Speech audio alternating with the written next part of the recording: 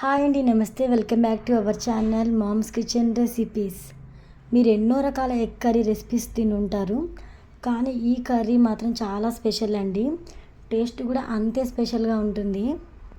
ఒక బౌల్ తీసుకొని అందులో 5 ఎగ్స్ వరకు బ్రేక్ చేసుకొని అయితే వేసుకోవాలండి. ఎగ్స్ అయితే వేసుకున్నాం కదా, ఒక 1 టేబుల్ స్పూన్ వరకు కారం, పావు టీ స్పూన్ వరకు ఉప్పు, అలానే పావు టీ స్పూన్ వరకు మసాలా పొడి కూడా వేసుకొని ఈ విధంగా చక్కగా మిక్స్ చేసుకోండి. ఎల్లో అండ్ వైట్ కూడా అంతా మిక్స్ అయిపోయేలాగా ఈ విధంగా విస్కర్తో కానీ ఫోర్క్తో కానీ మిక్స్ చేసుకుంటే సరిపోతుందండి. ఇప్పుడు ఎగ్ బ్యాటర్ అయితే ప్రిపేర్ చేసుకున్నాం కదా, ఆ మధ్య కాలంలో ఇన్స్టాగ్రామ్లో, యూట్యూబ్లో ఎక్కడ చూసినా ఫుల్గా వైరల్ అయిన డబల్ ఎగ్ ఆమ్లెట్ రెసిపీ మనందరికీ తెలిసిందే. ఇప్పుడు ఆ డబల్ ఎగ్ ఆమ్లెట్తో మంచి కర్రీ చూపించబోతున్నాను. చాలా బాగుందండి టేస్ట్ అయితే. స్టవ్ ఆన్ చేసుకొని తాలింపు పెట్టడానికి వాడే చిన్న బౌల్స్ ఉంటాయి కదా, ఇక్కడ చూస్తున్నారు కదా, ఇలాంటి తాలింపు గిన్నెల్లోకి అయితే ఒక 1 టీ స్పూన్ వరకు ఆయిల్ వేసుకొని ఉడికించిన ఎగ్ని అయితే వేసుకొని ఫ్రై చేసుకోవాలండి. ఆ తర్వాత కొంచెం బ్యాటర్ అయితే వేసుకొని ఇక్కడ ఎగ్ ఆమ్లెట్ అయితే చక్కగా వేసుకొని డబుల్ ఎగ్ ఆమ్లెట్ వేసేసుకొని ఇక్కడ చూపిస్తున్న విధంగా ఆమ్లెట్ ప్రిపేర్ చేసుకున్నాక ఒక ప్లేట్లోకి తీసుకొని పక్కన పెట్టేయండి. ఇప్పుడు కర్రీ ప్రిపేర్ చేసుకోవడం కోసం స్టవ్ ఆన్ చేసుకొని ప్యాన్ పెట్టుకొని ప్యాన్ ఇట్టిన తర్వాత ఒక 2 టేబుల్ స్పూన్ వరకు ఆయిల్ పోసుకోవాలి. ఆయిల్ వేడైన తర్వాత స్పైసెస్ వేసుకోవాలి. అంటే లవంగాలు, మిరియాలు వేసుకోవాలండి. 2-3 లవంగాలు, 2-3 మిరియాలు వేసుకుంటే సరిపోతుంది. చిన్న దాల్చిన చెక్క ముక్క, బిర్యానీకు 1 లేదా 2 వేసుకొని అప్పటికప్పుడు రోట్లో రుబ్బిన అల్లం వెల్లుల్లి పేస్ట్ అయితే ఒక 1 టేబుల్ స్పూన్ వరకు అయితే వేసుకోవాలి. అల్లం వెల్లుల్లి పేస్ట్ అయితే వేసుకున్నాక పచ్చివాసన ఏమీ లేకుండా ఉండేలాగా చూసుకుంటూ అల్లం వెల్లుల్లి పేస్ట్ని ఆయిల్లో ఫ్రై చేసుకోవాలండి. ఆ తర్వాత 2 ఉల్లిపాయలు తీసుకొని చక్కగా మనం మిక్సీ జార్లో వేసుకొని పేస్ట్ లాగా అయితే గ్రైండ్ చేసి తీసుకోవాలి. ఉల్లిపాయ పేస్ట్ కూడా వేసుకొని ఫ్రై చేసుకొని ఆ తర్వాత 2 లేదా 3 టమాటాలు తీసుకొని చక్కగా గ్రైండ్ చేసుకొని టమాటో ప్యూరీని తీసుకోండి.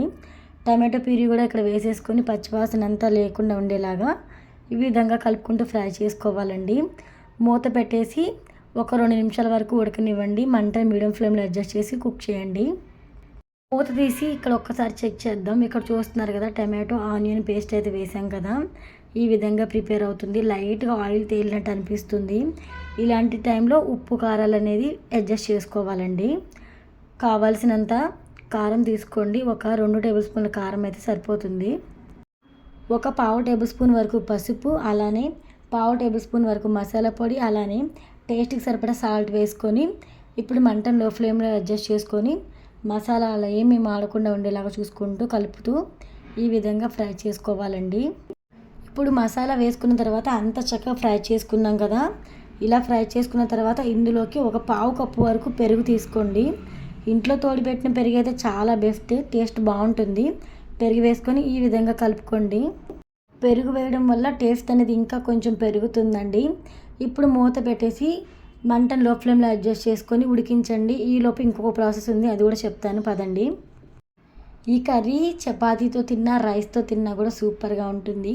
డెఫినెట్గా ప్రతి ఒక్కళ్ళు కూడా ఈ కర్రీని ట్రై చేసి తీరాల్సిందే. మరి వీడియో ఎక్కడ స్కిప్ చేయకుండా క్లియర్గా చూసారంటే మీకు క్లియర్గా ప్రాసెస్ అర్థమవుతుంది. మీరు కూడా ఇంట్లో కుక్ చేసుకొని మీకు ఎలా కుదిరిందో మీ ఫీడ్బ్యాక్ ఏంటి అనేది కామెంట్ సెక్షన్లో ఇవ్వండి.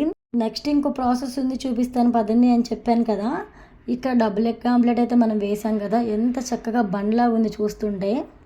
ఈ విధంగా 4 వైపులా లైట్గా ఘాట్లు పెట్టుకుంటే మనం వేసిన మసాలాలన్నీ కూడా ఎగ్గుకు పట్టి టేస్ట్ బాగుంటుంది. ఇప్పుడు మూత తీసి కర్రీ ఎలా ప్రిపేర్ అయిందో ఒక్కసారి చెక్ చేద్దాం. ఈ విధంగా కర్రీ ప్రిపేర్ అయింది కదా, ఇందులో గ్రేవీ కోసం ఒక పెద్ద గ్లాసులో వాటర్ అయితే యాడ్ చేయండి. పెద్ద గ్లాసులో వాటర్ అయితే యాడ్ చేసిన తర్వాత కర్రీ చక్కగా బాయిల్ అవుతూ ఉండాలి. ఇక్కడ చక్కగా కర్రీ అయితే ఉడుకుతుంది కదా, ఇలాంటి టైంలో మనము ప్రిపేర్ చేసుకున్న వైరల్ ఎగ్ ఆమ్లెట్ని అయితే వేసేసుకోవాలి. బన్స్ లాగా చాలా ఫ్లఫీగా భలే బాగా కుదిరాయి. ఈ ఒక్క బన్ ఎగ్ ఆమ్లెట్తో నేను పెట్టిన పేరు బన్ ఎగ్ ఆమ్లెట్ అని పెట్టాను, ఎందుకంటే చూడడానికి అంత బాగుంది. మనం ప్రిపేర్ చేసుకున్న ఆమ్లెట్స్ అన్నీ కూడా ఈ కర్రీలోకి వేసేసుకొని చక్కగా ఉడికించుకోవాలి. నేను ఇక్కడ బాయిల్ ఎగ్స్ అయితే నాకు 2 మిగిలాయండి. ఆమ్లెట్ బ్యాటర్ అయిపోతే 2 ఎగ్స్ మిగిలాయి కదా అని చెప్పేసి ఆ ఎగ్స్ కూడా నేను కర్రీలోకే వేసేసాను. ఇక్కడ చూస్తున్నారు కదా, ఈ విధంగా చక్కగా మూత పెట్టేసి ఉడికించేసుకోవాలి. ఇలా ఉడికించుకున్న తర్వాత మూత తీసి ఒకసారి చెక్ చేసుకోండి. మూత తీసిన తర్వాత గ్రేవీ కాస్త చిక్కబడుతుంది. ఇలాంటి టైంలో కొత్తిమీర వేసుకొని కసూరి మేతి కూడా కొంచెం వేసుకోండి. కసూరి మేతి వేయడం వల్ల రెస్టారెంట్ స్టైల్లో అయితే కర్రీ అయితే ఉంటుందండి. చికెను, మటను, ఎగ్గు ఇలాంటి కర్రీస్లోనే కాకుండా ఆలులో కూడా కసూరి మేతి అయితే వేసుకోవచ్చు. కసూరి మేతి వేయడం వల్ల డిఫరెంట్ ఫ్లేవర్ ఉంటుంది కాబట్టి కసూరి మేతి మీ ఇంట్లో ఉంటే మాత్రం ఖచ్చితంగా వేసుకోండి, లేకపోతే స్కిప్ చేసేయండి, పర్వాలేదు.